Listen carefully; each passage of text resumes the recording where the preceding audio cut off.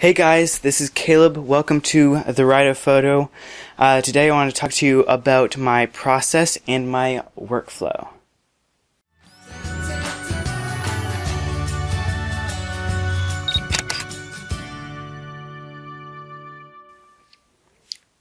Okay, the obvious beginning to my workflow is taking the photos.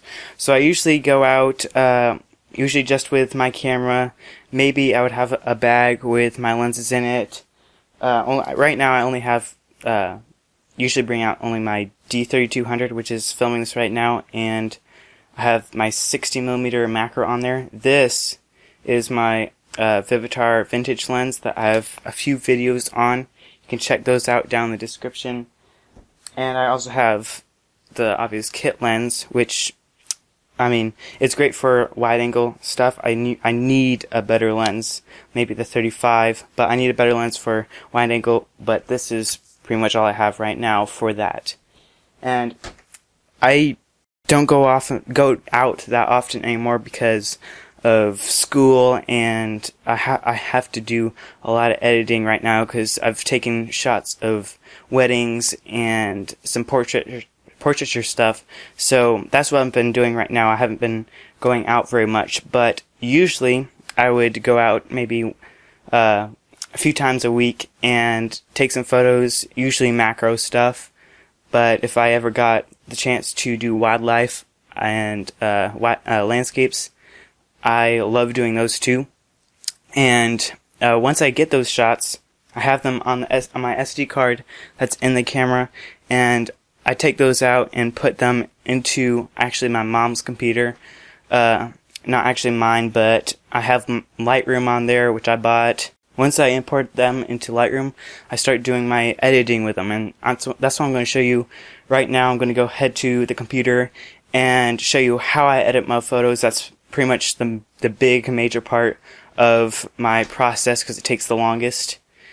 So see you over by the computer. Okay, now that I'm at my computer, I'm going to show you how I import the photos and then how I edit them. So since I don't really have any photos to import, here's what I have here.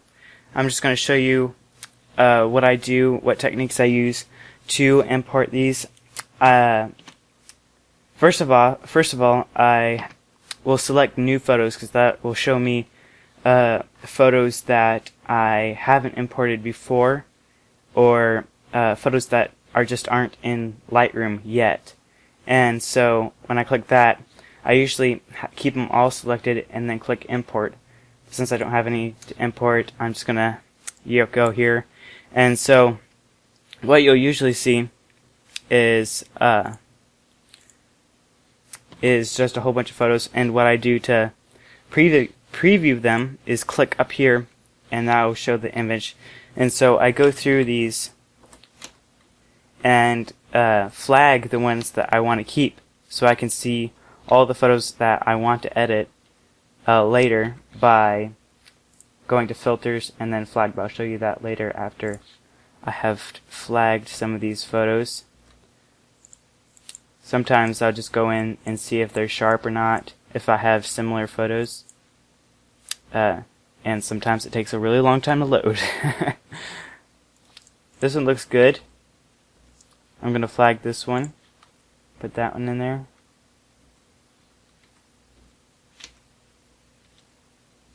This one looks good too. Sometimes I would just go back and forth to see which one I like best, which one catches the eye the best. Here I have a little squirrel. I didn't really get very good shots of that.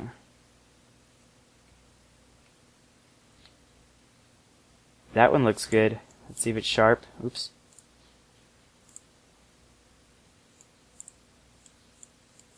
Wait for it to load.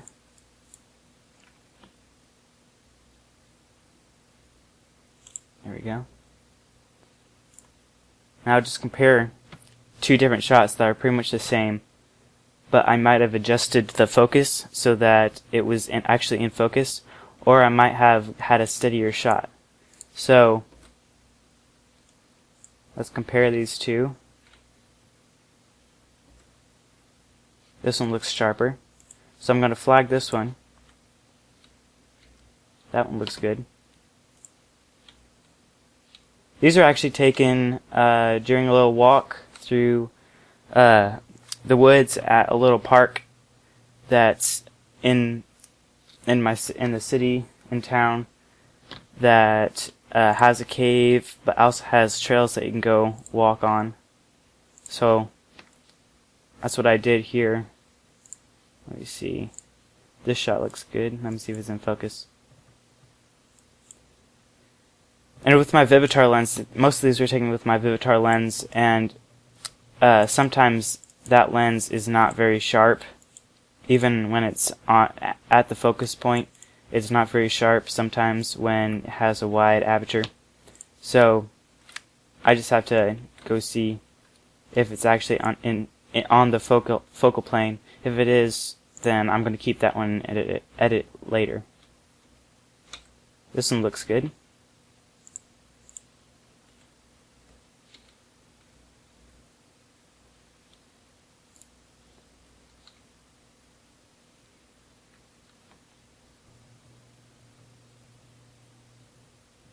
Some of these had really big flares, so it can be either a thing that I hate or something that I really like.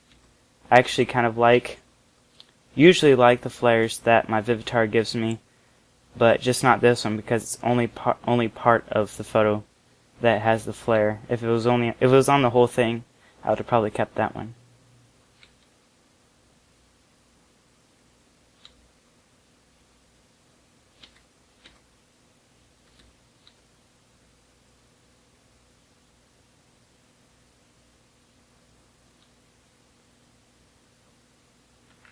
So most of these shots were pretty much just experimentations, trying to see what looks great.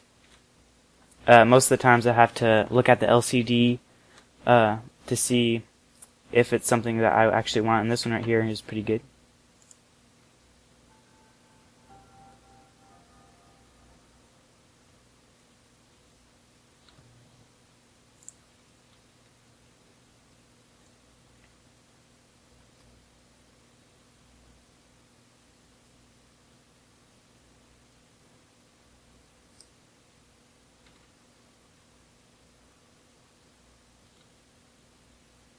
A lot of these are pretty much the same because I wanted to make sure that I had a really sharp shot because, well, I was in this shot, I can remember having to hold the camera out really far just to get it close as I could, and then take a picture, and oftentimes it was really unsteady.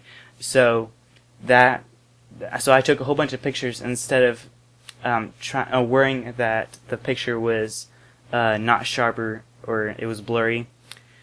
So that's my tactic. Most people just try to bring a tripod. I mean, some people are like that, where they only want to get one shot and hope that that one is the shot that they want. Sometimes I do that, but in this case I didn't. And also gives me much better coverage over what if I made a mistake, because some shots I really wanted to have, but I ruined them because they were shaky or something like that. So this is what I do to kind of prevent that. And in these several photos, what I was trying to get was a pretty neat, interesting looking shot of these pretty little leaves, with some interesting bokeh behind them, with the sticks coming down from over some highlights behind the photo.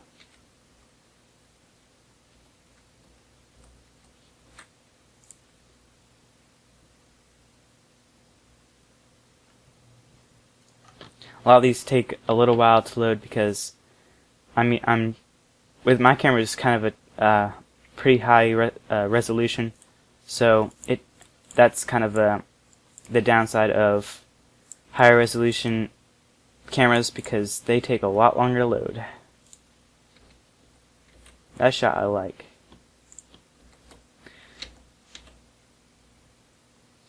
So once I've gone through pretty much the whole import, I will go and select flagged in the filters, and that'll only show me the pictures that I want to see, that I want to edit.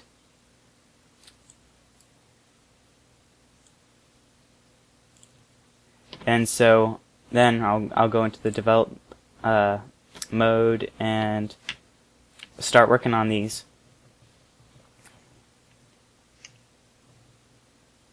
This one seems to be a little dark, so I'm gonna boost the exposure a little bit. And I often look at the histogram to see what it's actually at, because usually the screen isn't the best to figure out if it's the right exposure. And so I can see right here it's pretty much flat all the way across, so I'm not gonna have to worry about that. I'll add some contrast. And for this shot, I'm not going to add too much clarity, but I think some clarity will make it look pretty interesting. And it kind of looks greenish tint, so I'm going to make it slightly towards the red tint. And then add some vibrance. Maybe a little bit more. There we go. I rarely use the tone curve, mainly because I can do pretty much all of this up here. I can even do it up here where I can slide the blacks up or down, and that's what this is doing right here, which is pretty much the same thing as doing this. Not the same exact effect, but it does a similar thing.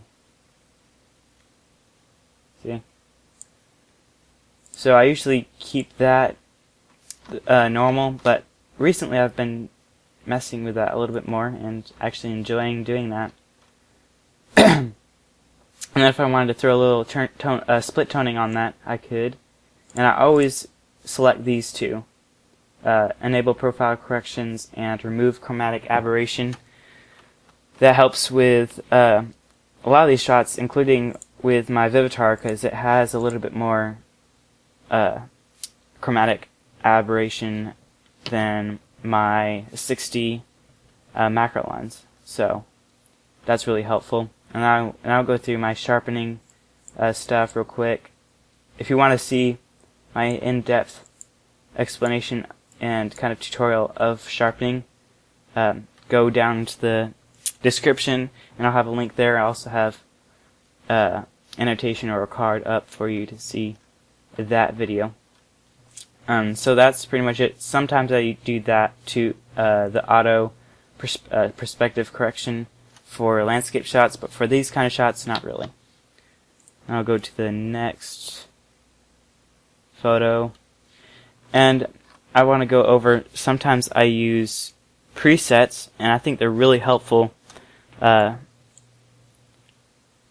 give you an idea of what kind of shots, what kind of looks you can make, or things like that. And I don't actually just click a preset and leave it like that. Sometimes, most of the time, I'll just click one, and then usually they're not exactly what I want, so I'll actually adjust the different things, because that's a really cool thing about presets is you can click one, and then I won't leave it like this. There's blown out highlights here, so I'll go adjust it a little bit, and it seems kind of too vibrant, so I'll do that. A little bit too red, so I'll bring that down, and I'll do things like that. And I can see it was using split toning, and it looks too red right here, so I will make the saturation for the red a little bit lower, maybe a little bit higher. Do the sharpening again, and then that's what I'll do. So sometimes I do love the presets that are on here, because they help me see different ways to edit my photos instead of just doing the same exact stuff over and over again. It can also help me find my unique style by experimenting with other styles that are out there. Okay, let me try this photo. This photo has already a really unique look to it that I like, but some of these can help enhance it. Like this one right here. It made it a little bit more vibrant. It made the highlights go down and the shadows up. And let me make the leaves stand out a little bit more by changing the saturation for the orange. That really helps. You can make it completely not saturated and then make it more saturated, so you can kind of adjust how saturated you want these leaves. So that looks good right about there. And then I want some, let me see what they did with the split toning. I'm going to turn this up a little bit and this up. And this is kind of going towards the vintage-like shot, because I was using a vintage lens anyways, so I might as well enhance that flavor into the shot.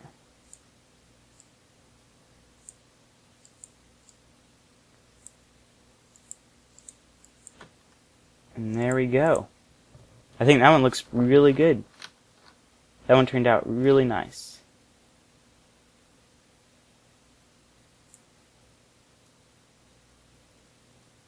Okay, that one's done.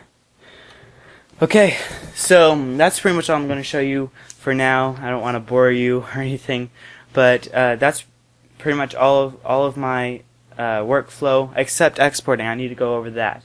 Exporting, I have 3 different folders that I export to. One is the high res, one is just the normal with the limit to 2 megabytes that doesn't have a watermark, and then I have one that does have a watermark, and I put those all into 3 folders, and one set of those folders is on my hard drive, my 2 terabyte hard drive, and another set is on the computer hard drive, and so that kind of makes it easier to sort out. I don't have to export them if I need a watermarked one or if I need a lower res one, because I already have them all there. I use the lower res shots for posting, especially that's why I use the watermark on those. And then the high res, I just pick JPEG and then turn the quality all the way up to 100%, and that exports a really nice JPEG with very little compression. That's what I really like, that option. And so that's pretty much all I do with exporting. Sometimes I might have to export a special type of photo, maybe a TIFF or a DNG, for giving to other people that want a higher end photo, or if I need to bring a photo up into another software. But most of the time I use Lightroom to edit photos into other software and then bring it back in. Like, let me show you an example. I can take this photo and click edit in. We'll go to the photo menu, edit in Perfect Effects 9. I also have GIMP, but it doesn't go straight out of Lightroom that way.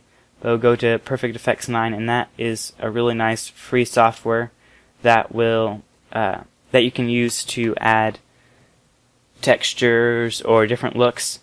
There's more presets on Perfect Effects than on Lightroom, so I like using Perfect Effects for that. And I'll just click that. It'll open up Perfect Effects, and then I can bring it back in and edit a little bit more, so that it can come out exactly how I want it. So that's pretty much all of my workflow. I thank you guys so much for watching. I hope you had a great, learned a lot from this. Gained a few ideas or techniques that you want to use later in your own workflow or your process of editing photos. So please like and comment, especially comment if you have any questions, or if you have any requests for other videos. Please shoot them down in the comments, and I'll be sure to see if I can do them. Also, if you like any of my videos, please subscribe. That way you can know exactly when I upload a new video, and then you can go right away and watch it without having to check my channel like every week to see if I upload a new video. So that's an easy way to do that. Again, thank you so much for watching. Hope you all have a great day. See you later, guys. Woo! Stomach noises.